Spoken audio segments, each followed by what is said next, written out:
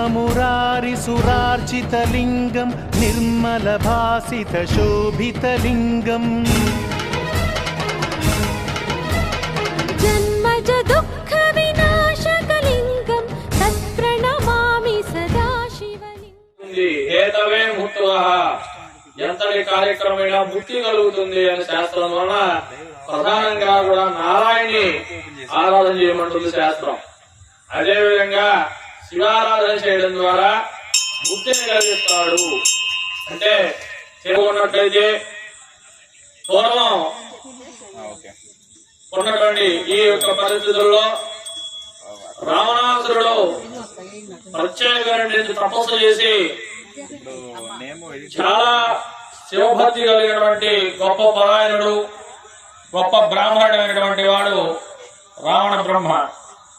రావణ బ్రహ్మకు ఒక సందర్భాన అహంకారం వచ్చింది.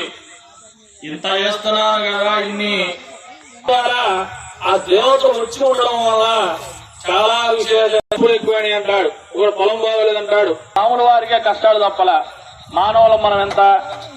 ఆ పరిస్థితుల్లో ఆ యొక్క ఇదిలో ఏదో కష్టంతో బాధపడుతున్న వారికి ఎప్పుడైతే ఆకాశ దీపాన్ని చూసి దేవతలు కిందకు దిగుతారో ఆ దేవతా స్వరూపం శక్తి ఉంటుందో ఆ శక్తి వలన ఆ దేవాలయానికి అక్కడున్న భక్తులందరికీ కూడా ఉపయోగం జరుగుతుంది. అందువలన ఈ ఆకాశ దీపం అనేది దేవతలకు సంకేతంగా ఏదైనా చాలా విశేషమైనటువంటి ఉన్నది. ఎందుకయ్యా అంటే మనకి దగ్గరలోనే అంశల దీవిలో నేను చేయడానికి అన్నాడనుకో ఎంత సంపాదించినా ఉపయోగం లేనే తత్వాచితి అంటే ఉపయోగం లేదు, బూడిదల కోసం పన్నీర్ అయిపోతుంది. ఎదుటివాడు చేస్తేనే మనం చెయ్యాలి అనే భావన వదులుకోవాలి. మానవులు నేను అది నేను ఇది అని ఎక్కడ భావన చేయరు. ఎందుకయ్యా అంటే భగవంతుడు అందరి వాడు. నాకు ఇష్టం నా ఇంట్లోనే పూజ చేసుకుంటా, లేదు నేను బయటకు వస్తా, లేదు నేను ఇంకో గుడికి వెళ్తా, నేను తిరుపతి వెళ్తా, నేను శ్రీశైలం వెళ్తా, లేదా నేను గోకర్ణం వెళ్తా, అది నా ఇష్టం. కానీ